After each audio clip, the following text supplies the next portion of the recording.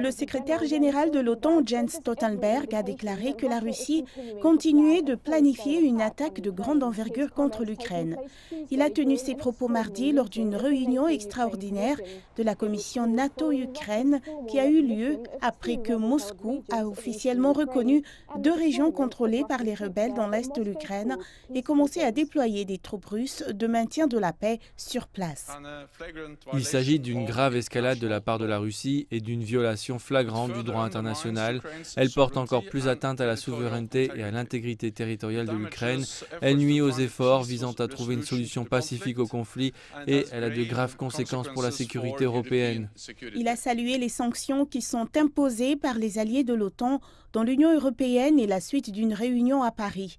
Ces sanctions viseront les responsables russes ainsi que les banques et les entreprises impliquées dans le financement de l'armée russe. Nous ferons en sorte qu'il soit aussi difficile que possible pour le Kremlin de poursuivre ses actions agressives. La présidente de la Commission européenne, Ursula von der Leyen, a déclaré que l'Union européenne était prête à prendre de nouvelles mesures. Elle a souligné que l'Union européenne était unie et agissait rapidement. À Moscou, une porte-parole du ministère russe des Affaires étrangères a exprimé ses inquiétudes quant aux sanctions imposées par l'Occident, les qualifiant d'illégitimes. Mais l'Union européenne et l'OTAN se disent toujours ouvertes au dialogue avec Moscou pour résoudre la crise.